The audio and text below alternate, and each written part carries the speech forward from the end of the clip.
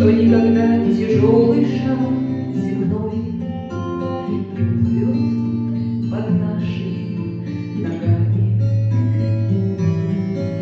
Мне нравится, что можно быть смешной, распущенной и не играть словами, и не краснеть удушливой волной, слегка соприкоснувшись губами.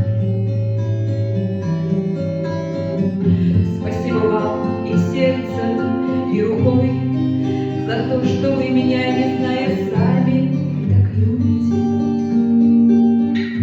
За мой ночной покой, за редкость встреч с закатными часами, за наше негуляние под луной, за солнце не у нас над головами, за то, что мы больны.